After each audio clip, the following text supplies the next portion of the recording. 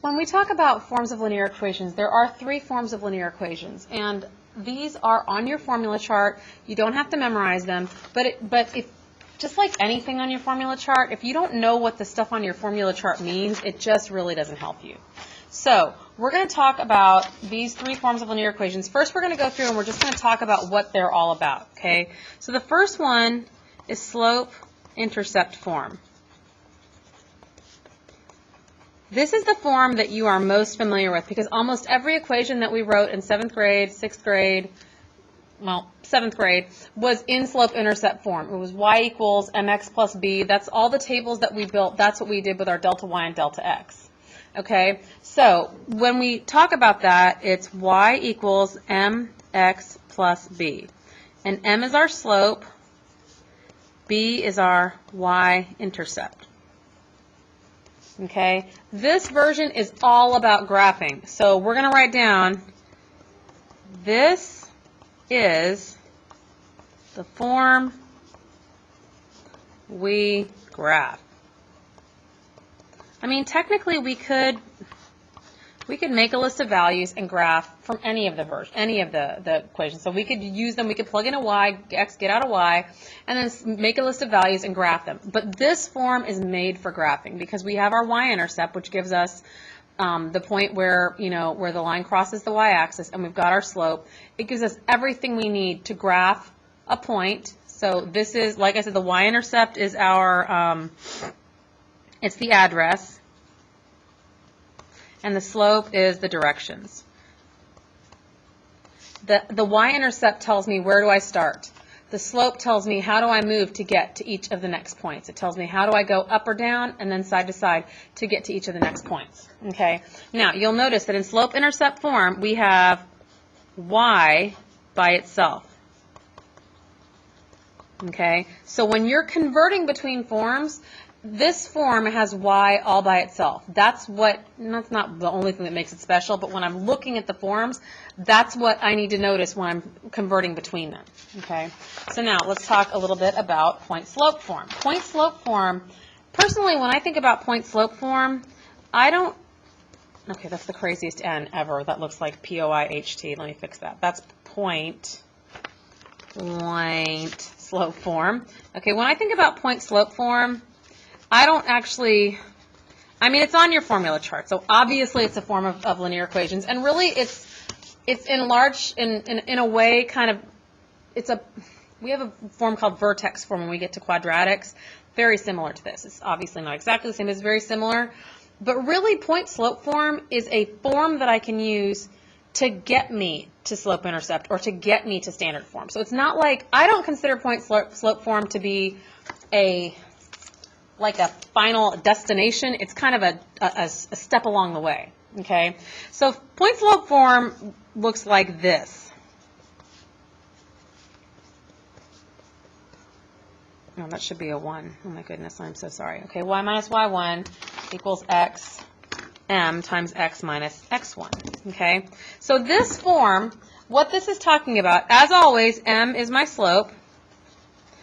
And then we have these other values. Now, we don't substitute in to these formulas when we're putting them in, just like with the slope formula we talked about yesterday, y2 minus y1 over x2 minus x1. We substitute into the ones that have the subscripts when we're trying to build a formula. Okay, we don't substitute into these. So these, the y and the x that are just plain y and x, we're not going to substitute into. But we have x1, y1. I'm going to make those actually look like, for reals, 1s. Okay, and these are also 1s. I don't want you to think they're commas. Okay, this is any point. Now, in slope-intercept form, we have to have the y-intercept. But in point-slope form, we can use the slope in any point. And we can use that to help us really, again, like I said, what I use this for is to get into slope-intercept form when I don't know what the y-intercept is. Okay, so that's point-slope form. And, I'm sure there's more to it than that, but that's how I use point-slope form. Okay, now the last form we have is standard form.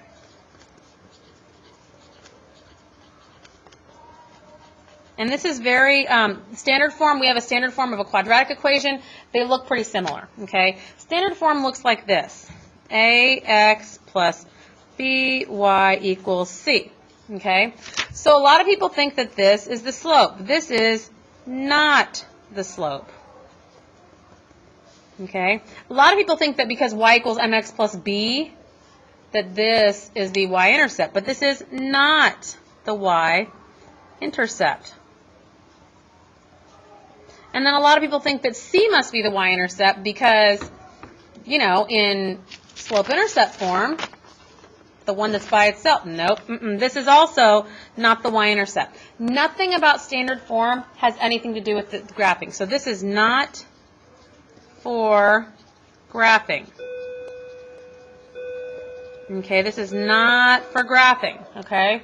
Now, you may also notice that in this one, so in slope-intercept form, we have y by itself. In standard form, we have C, the constant, by itself. Okay? So, when I'm trying to solve, to put something into standard form, okay, I'm trying to get C by itself. When I'm trying to get something in slope-intercept form, I want to get y by itself. Okay? So now, let's talk about some rules. There are rules for standard form, okay? So the first rule, A, B, and C must be integers. Okay? So that means they have to be whole numbers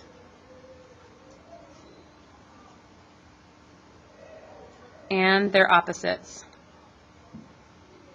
And whole numbers include 0. Okay? So they have to be integers. They have to be whole numbers. Positive or negative, they have to be whole numbers. Okay?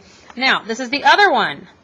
A must be positive.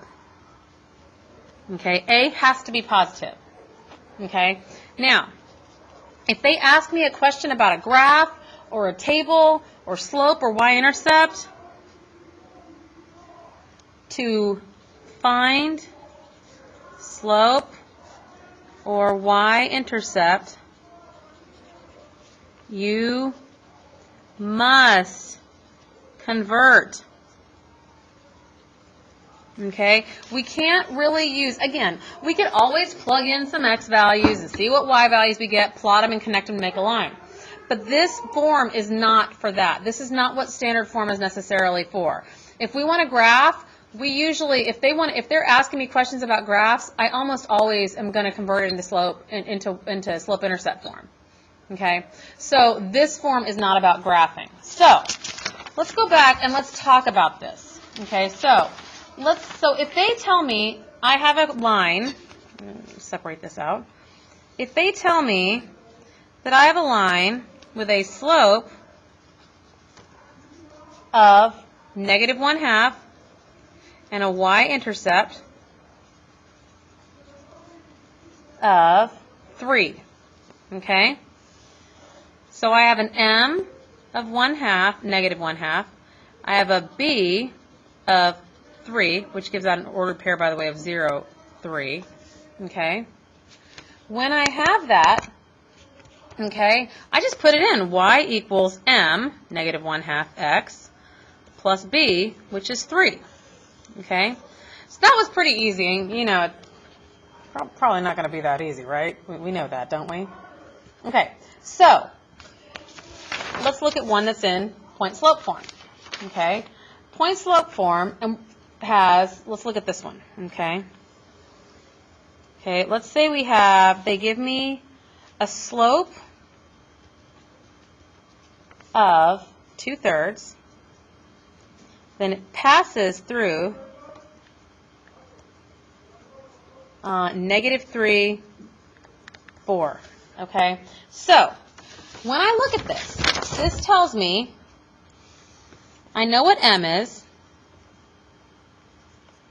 and then I need to label those points. So I have x, y, x1 is -3, y1 is 4. And I'm just going to plug them into my slope, my point slope form. So I have y minus y1 equals m x minus x1. Y minus y1, which is 4, equals m, which is 2/3 x minus -3. Now, a lot of you, when we did the homework on this, you left it like that. That does not look pretty. I got all kind of extra parentheses. We do not leave it like that. Anytime we put it in parentheses when we substitute because we want to make sure that we don't have any double negatives that we have to turn positive. But we don't leave it like that. Our final form would look like this. Whoops, y minus 4 equals 2/3 x, double negative makes positive, plus 3. This would be point slope form. Y minus 4 equals 2/3 x plus 3. Now, what some of you may have noticed is that all I've really done is kind of flip the sign. X was minus 3, now it's x plus 3. Y, it was plus 4, now it's y minus 4. But again, we're going to do this process because we want to make sure that we get the right answer. I mean, I like to get the right answer. Okay? Now, I told you guys earlier that point slope is kind of like a pathway, like a conversion. So we're going to actually convert to slope-intercept. Okay, right now we're going to convert this one to slope-intercept so that we can actually see how that happens. Okay, so we take this, y minus 4 equals 2/3 x plus 3, and we continue to solve it. So if we were to continue to solve it, the next thing we would need to do is distribute. I have y minus 4 equals 2/3 x plus 2, okay? Because I distributed 2/3 times x, 2/3 times 3. Now, when I look at slope-intercept form, y is by itself. Well, I am really close to having y by itself. All I have to do is get rid of this minus 4. So I'm going to add 4 to both sides, and I get y equals 2/3 x plus 6. And I was able to do that without having the the y-intercept. I was able to find slope-intercept form. That's really the beauty of point slope form, is that it lets me move from a slope and a point through to slope-intercept form without having to build a table and guess and check. Now, it's gonna be a while before we write equations in standard form, and we're going to talk in another video about how to convert between slope-intercept and point slope and standard form. But for now, I want to do a couple more examples. Okay, let's do an example of slope-intercept. Okay, let's say I have a point and it passes through. It passes through -15, 2. And it has a slope of 3/5. Okay. Again, I want my answer in slope-intercept form, but I have the slope but not the y-intercept. So what I'm going to do is I'm going to go through point slope form to get there. This is x1, y1, that's m. So y minus y1 equals m, x minus x1. Notice, we almost always have to find the slope first. If the form has slope in it, you got to find slope first. So slope-intercept form and point slope form, you have to find the slope before you do anything else. Okay? So let's look at this one. So I have y minus y1, which is 2, equals m, x minus -15. Y minus 2 equals 3/5 x plus 15, because again, a double negative makes a positive. I'm going to distribute the 3/5. Y minus 2 equals 3/5 x. If you don't have a fancy calculator at home, you multiply by the top, divide by the bottom. 15 times 3 is 45. 45 divided by 5 is +9. And now look how close I am to slope-intercept form. All I need to do is add 2 to both sides. I get y equals 3/5 x plus 11. Which is this equation in slope-intercept form. Okay? Now, again, you see it didn't really add a whole lot of steps. We found point slope form and literally did 2 extra steps. We distributed and got rid of what was with the y, and we were in slope-intercept form. It was really close. Now, sometimes you might get something like this. It passes through 2 points. In this case, -2, 2, and 4, 5. Okay, so it's passing through 2 points this time. I just made 3 fingers. 2 points. Okay, so in this case, I'm going into slope-intercept form. So the first thing I have to have is slope, but I don't have it. So we go back and we think about it. We have our slope formula. y2 minus y1 for x2 minus x1. Okay, so I substitute 5 minus 2 over 4 minus negative 2. That's 3 over 6, which reduces to 1/2. So now I know my slope. My slope is 1/2. Okay, now that's not all I'm looking for, though, because remember, my goal is to get into slope-intercept form. So I'm going to go, do I have the y-intercept? No, I do not, because I don't have any coordinate that starts with 0. So now I'm going to go to point-slope form.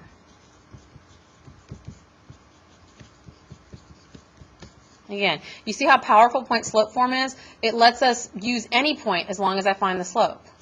Okay, so y minus, and I've already got a y1 labeled, so go me, equals 1/2 x minus x1 is negative 2. So that's y minus 2 equals 1/2 x plus 2, because double negative makes positive. We're going to distribute our 1/2. Y minus 2 equals 1/2 x plus 1. And then I'm going to add 2 to both sides to get the y by itself. Y equals 1/2 x plus 3. Now, what I want to show you is, see we had 2 points and I chose to use the one that was already labeled y, y1, x1 and y1, but I could have used the other point. My point slope form would have been different. See, so here's my point slope form, but my slope-intercept form would have ended up being the same. So let's try. So I have y minus, we're going to use y2, which is 5, equals 1/2 x minus 4. So y minus 5 equals 1/2 x minus 4. So here's my point slope form, and they're not the same. But when I go down, when I continue and distribute, y minus 5 equals 1/2 x minus 2. I add 5 to both sides. I get y equals 1/2 x plus 3. I do get the same, so I don't have the same point slope form, but I do wind up at the same slope-intercept form. Now, we just did a whole lot of practice with point slope and slope. I can do more point slope forms. In fact, there is one more that I really want to do because this one is tricky. This one says you have an x-intercept of -4 and a y-intercept of +4. Now, what's tricky about this is they told me I have intercepts. They didn't give me coordinates. So what I have to do is I have to make coordinates out of these. Okay, so I have my x-intercept. X is always, it's a 0. Its last name is 0. So my x-intercept is -4, 0. My y-intercept is 0, 4. So I've got x1, y1, x2, y2. Now, I've got point slope form down here, which means I got to find the slope first.